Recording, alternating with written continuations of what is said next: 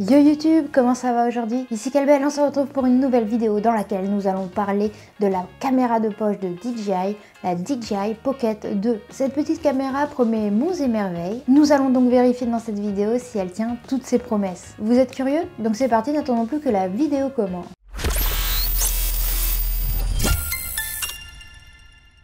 Alors déjà, commençons par le début. Pourquoi ai-je investi dans cette petite caméra de poche de DJI? Il se trouve que je n'ai qu'un seul boîtier pour m'enregistrer. Donc ma caméra principale que j'utilise actuellement, c'est un boîtier Sony A6400. J'adore ce boîtier, il fait de superbes images. Mais par rapport à d'autres Sony, il n'a pas la stabilisation intégrée. Du coup, quand je veux faire des plans à la mano, ça bouge un petit peu, même beaucoup trop. De plus, vous l'avez remarqué sur ma chaîne, il m'arrive de faire de plus en plus de vidéos sur la mobilité urbaine électrique, genre trottinette, genre gyro-roue. Et le Sony A6400, c'est pas forcément une caméra que tu prends pour te filmer en trottinette électrique ou en gyro-roue. Parce que moi, il m'a coûté cher et j'ai pas envie de le casser. J'ai un stabilisateur 3 axes motorisé, mais je suis pas fan. Pourquoi? Parce qu'il faut le calibrer pour que la caméra soit super bien équilibrée. Et moi, ça me saoule.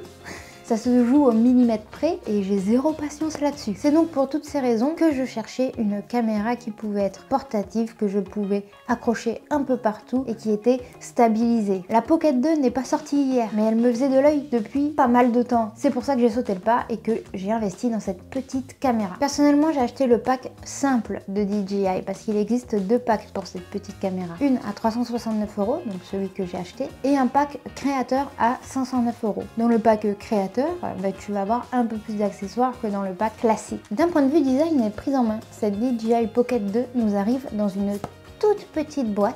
Tu me diras, ça reste proportionnel à la taille de la caméra. À l'intérieur, nous avons la caméra en elle-même, un étui de transport et de protection. En plus, il y a aussi une dragonne pour éviter de la faire tomber et de la casser. Un clip, tu vas comprendre plus tard, avec un mini joystick, une base de support de trépied, un câble USB vers USB-C pour la recharger et deux adaptateurs, un Lightning et un vers USB-C pour pouvoir connecter la caméra à ton téléphone. Donc voilà, même si tu n'as pas pris le pack créateur, tu as quand même pas mal d'accessoires pour débuter. C'est vraiment la base. Alors quand je vous dis que cette petite caméra est vraiment petite, elle fait 12 cm de haut. Comparé à mon iPhone 11, c'est plutôt impressionnant. Après, elle fait 3,8 cm de large et 3 cm de profondeur. On est vraiment sur un gabarit petite taille. Elle est aussi très légère parce qu'elle ne pèse que 117 grammes. Donc clairement, quand DJI te dit que c'est une caméra de poche, c'est que littéralement c'est une caméra de poche. Elle rentre dans la poche. C'est hyper pratique même quand elle est dans son étui de protection. Certes, elle est petite, mais la qualité de fabrication est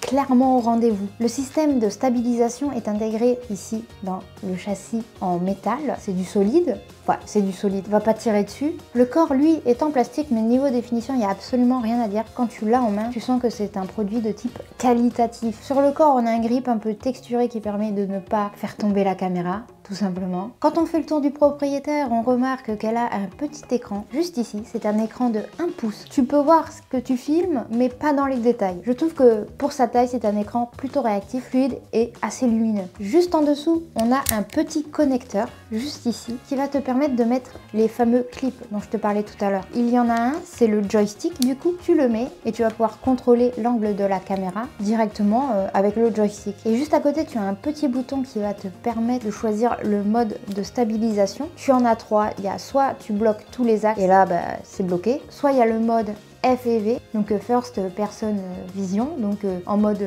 première personne quoi. Et tu as le mode suivre, qui est le mode que j'utilise le plus souvent. En gros, si tu suis un objet ou une personne, l'angle va s'adapter pour que la personne ou l'objet soit toujours dans le champ de la caméra. Avec ce petit connecteur, tu vas aussi pouvoir switcher et mettre les adaptateurs vers ton téléphone, donc iPhone ou Android, parce que pour utiliser cette caméra, pour l'activer, il faut absolument passer par l'application DJI Mimo. Puis enfin, pour finir sur le devant de la caméra, on a un gros bouton REC, un indicateur lumineux qui t'indique quand ça tourne, quand ça recharge, etc. Et juste à côté, on a un bouton qui va te permettre de passer d'un mode vidéo à un mode photo en un clic. Il y a aussi d'autres options, par exemple si tu appuies vite 3 fois, la caméra va se retourner. Pour finir, sur le côté, on a le petit bouton qui va permettre d'allumer la caméra. De l'autre côté, on a le port micro SD et sur les 4 faces de la caméra, on a un micro. Il y a donc 4 microphones.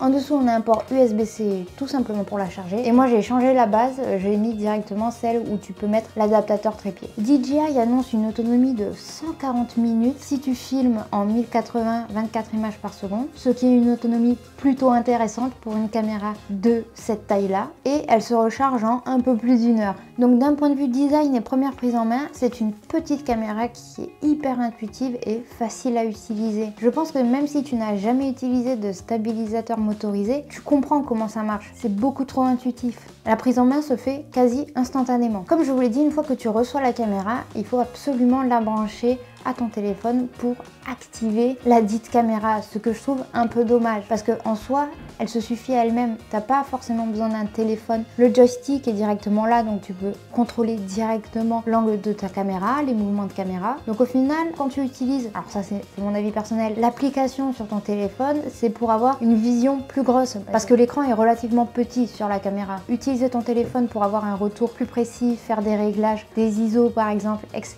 Je comprends. Même pour visionner les clips que tu as enregistrés, c'est sûr, c'est plus pratique de passer par le téléphone parce que l'écran est beaucoup plus grand. Mais tu peux régler tout ce que tu veux à partir de la caméra en elle-même. Il n'y a pas beaucoup plus de réglages sur l'application. Et en soi, je trouve ça plutôt pas mal. Comme je vous l'ai dit, elle a 4 microphones. Un à l'avant, un sur chaque côté et un derrière. Tu peux aussi activer un filtre coupe-vent qui va permettre de réduire le bruit du vent quand tu tournes. Tu vas aussi pouvoir choisir si elle enregistre le son de tous les côtés, donc omnidirectionnel, ou juste d'un côté, juste vers toi. Pour le son, j'ai eu beaucoup de chance, c'est vite dit.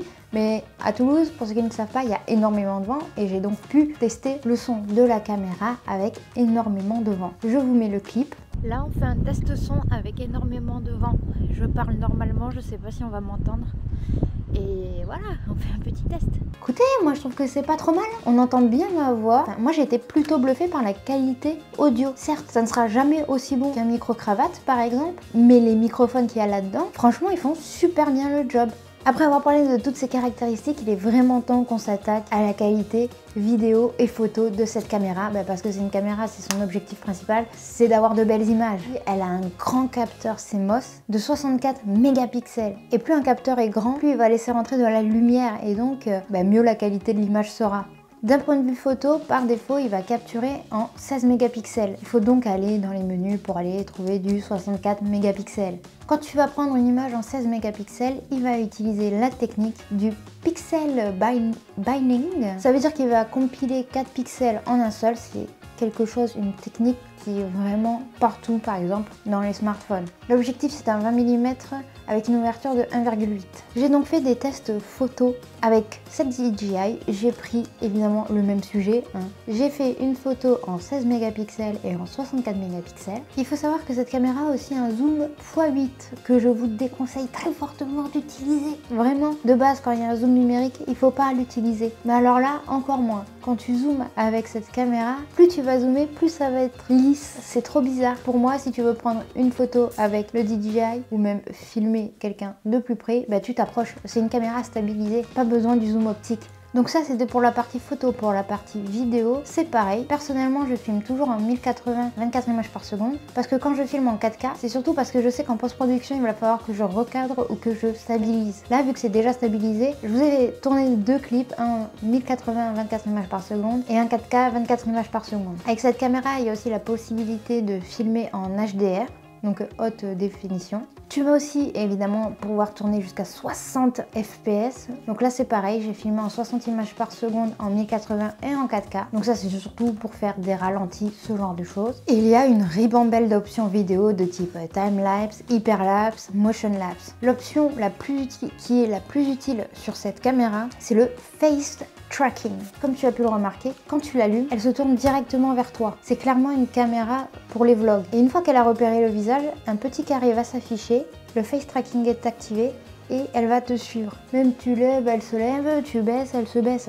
Le fast tracking, c'est juste incroyable, ça marche super bien. Vous l'aurez compris, j'adore cette caméra, elle est hyper intuitive. Je l'utilise maintenant pratiquement quotidiennement et voilà, elle est super cool. J'ai fait le tour de tout ce que je voulais vous dire sur cette DJI Pocket 2. Vous l'aurez compris, cette vidéo touche déjà à sa fin. Il est donc temps pour moi de vous dire à ciao, bonsoir et à très bientôt pour de nouvelles vidéos. Surtout, n'hésite pas à t'abonner à ma chaîne YouTube. Je suis aussi sur les réseaux sociaux si tu as envie de me suivre. Et voilà, je mets d'autres vidéos là sur qui vont s'afficher. Comme ça, tu peux voir d'autres vidéos. C'est cool. Voilà.